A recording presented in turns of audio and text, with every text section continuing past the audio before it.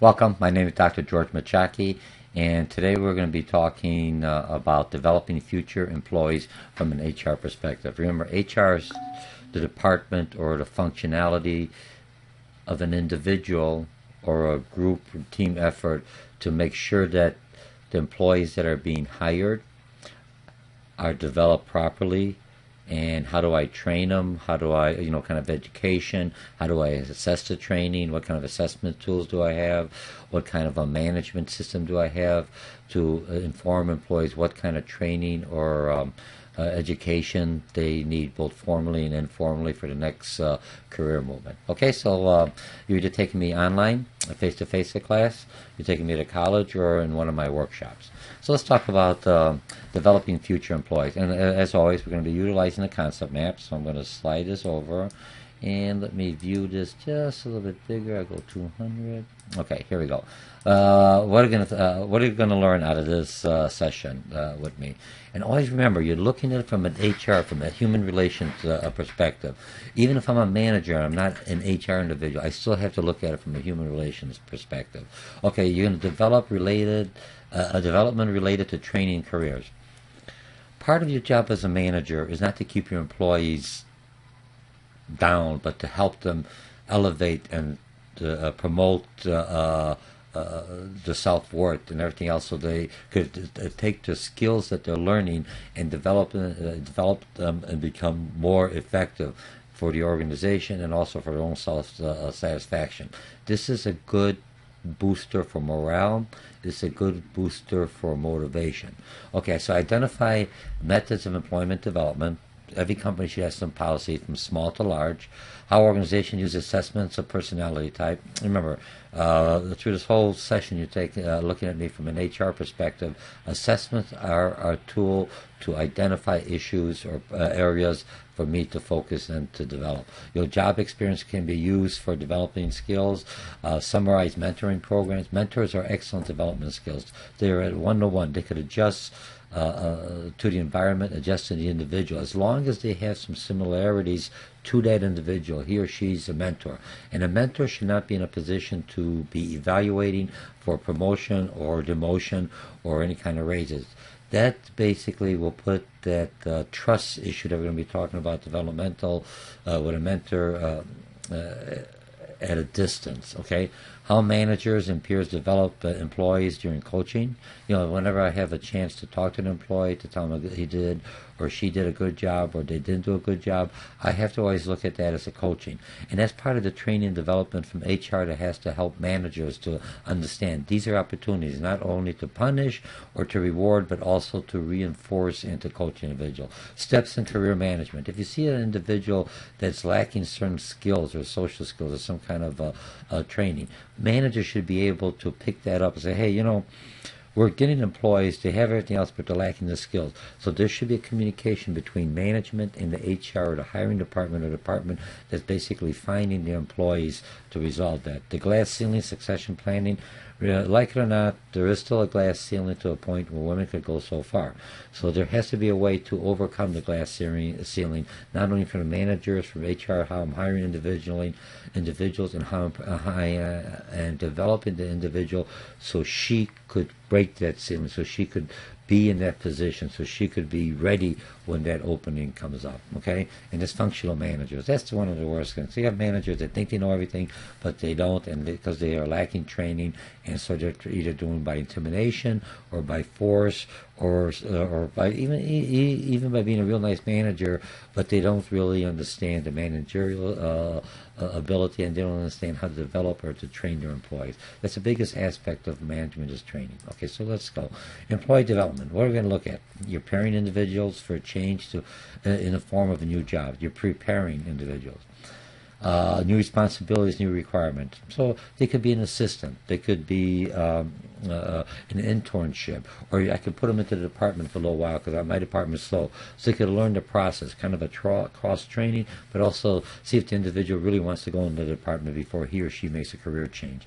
So I got protein career, a career that frequently changes based on changes in personnel. As we grow, as we mature, we want different opportunities. We want different challenges. Some are very happy and want the status quo, but majority of people want that change, that variety.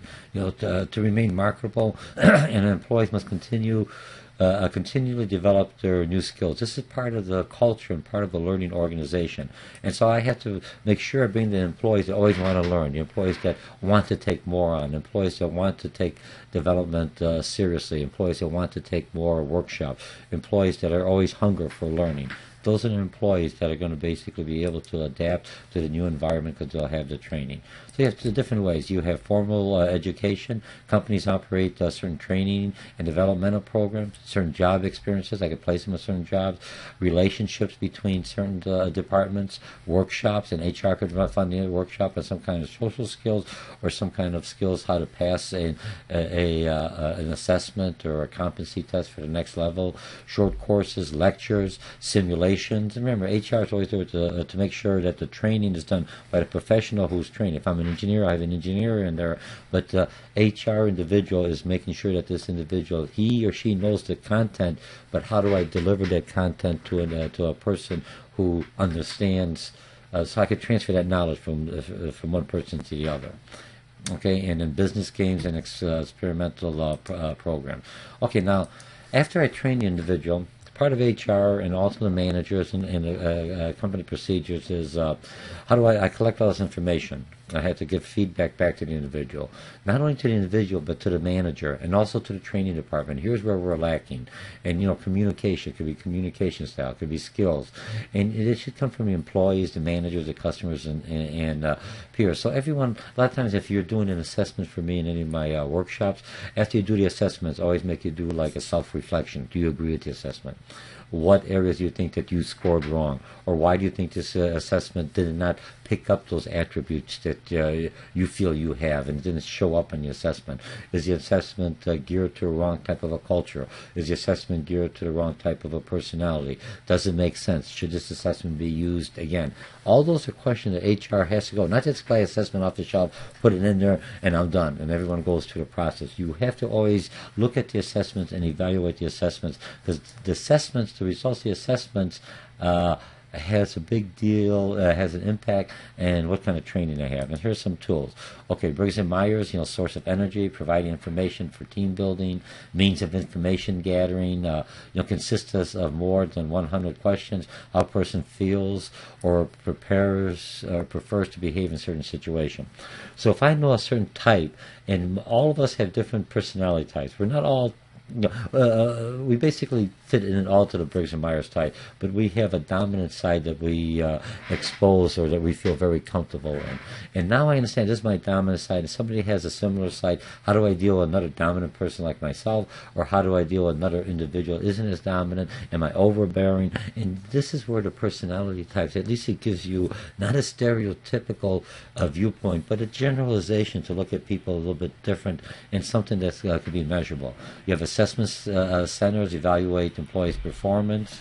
Let me see, let me just turn this off. Okay, for lack of better words, hang on a second.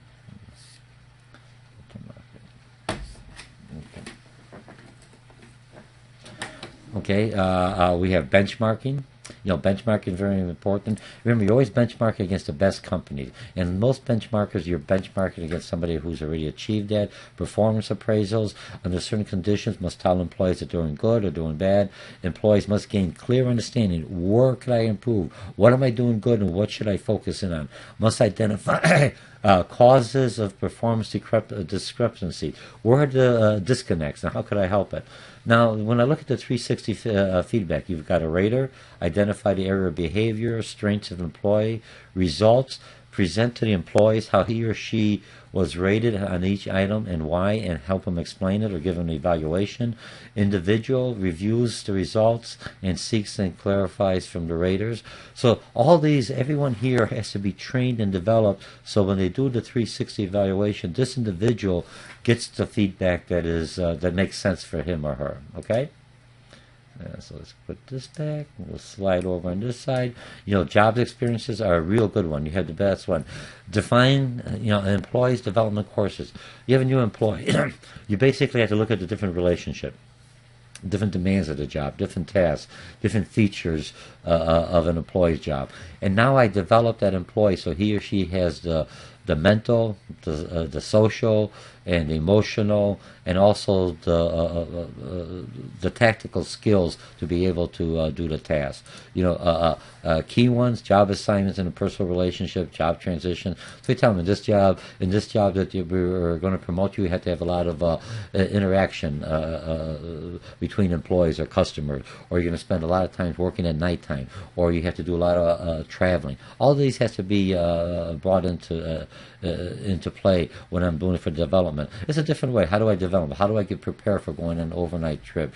What information should I bring? All that can be part of a training and development. Through these experiences, how to handle common challenges and provide improve themselves. Used for promotion, transfers, downward, job rotation. So if I'm looking at job experiences, I will move individuals for certain areas to develop them in certain areas that they're weak. If I'm weak in, let's say, in research, it might put me into a marketing research department. As long as it's something still that's related to my discipline or to my expertise or to my knowledge, or where I need that development for my next promotion in the succession planning stage. Interpersonal relationships, certain abilities I need, develop skills, increase knowledge about the organization. I have to understand about the customers. How do I interact with them? How do I speak their language or their vocabulary? How do I approach them? How do I come across looking credible? And that's usually through mentoring and through coaching. 5 career systems management. Okay, I got on the employee, I got data gathering.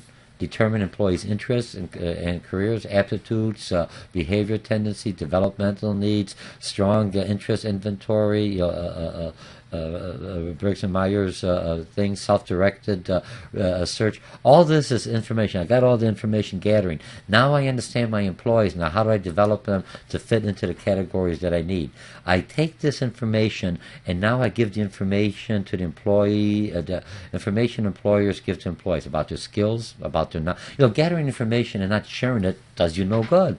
I know about the employees, but if I don't know where I'm lacking or where I need development, it doesn't do me any good. Well, you should have did this. You should have known. I don't know. You have to tell me. You have to at least guide me or help me. Here's the areas. That's where the feedback comes in. And whereas still it doesn't mean you're going to get promoted, but you have a higher probability if you have these skills, these traits to go forward. Goal setting. A long-term objective, desire your position, level of skills to apply, work setting, skills acquisition. So basically, you have to set goals. I want this next job, so here's everything. I'm going to go formal training. I'm going to get some mentoring. I'm going to go on and off. Part-time working at this other department or working a cross-functional team to understand that, okay? Now I have all that, then I have an action plan. What's my next step? I finish the school here. I ask for a transfer, or I look here for see if I could be schedule my work to meet this other department's work. Do I take additional work to help me? And then I have a follow-up. And so the last one, we have developmental challenges. We talked about the glass ceiling. And the glass ceiling is just, women can't go so far. And that also could be for certain minorities, certain diverse individuals within your organization, that there is like a glass ceiling, a hypothetical ceiling that they can't go. But there's something holding them. It could be education. Maybe they don't have the self-confidence. Maybe it's the managers that should say, hey, give this individual a chance, or give this class individual. You're overlooking him. What are you doing wrong? He or she may not be aware of it. Okay? And succession plan is just to prepare the company, and this is more of a self-centered for the organization. They always want to have someone in position in case somebody fires, quits, or something happens. They could put a body in there, put a person in there to pick up so the company could go forward. Dysfunctional managers, ineffective, they're toxic, they're vocal, they're backstabbing. They do a lot of things that basically does not motivate individuals but demotivates them. And dysfunctional behaviors, arrogance, poor conflict management, inability to meet business objectives, inability to adapt, to change, and how to develop a dysfunctional manager, training, counseling, specialized program, individual coaching, ICE, tailored managers need coaching supportive activities. All right? So this is how you develop an individual from a managerial perspective, but looking at it from an HR perspective, helping management. In HR, you're involved in the process, in the planning. You're the one. You're the champion for the cause, and always making sure that individuals that are coming to the company are trained properly, they're developed properly, and they have the ability to move in with your organization. And this makes a happy employee, which makes a good, productive company, and has a good morale. And then we basically are a good team, and the organization functions properly, adjusts to different environmental forces, and becomes profitable, and stays in business, and grows, and now there's more potential available. All right, so do not cut on training needs within an organization. The first thing companies cut is on training, because you can't afford it. You need to train individuals with new skills to approach the new forces that are affecting your low sales or production or quality. Again, my name is Dr. George Mochocki, and thank you again for taking this session and the courses with me online, or in a hybrid, or in one of my workshops. Bye.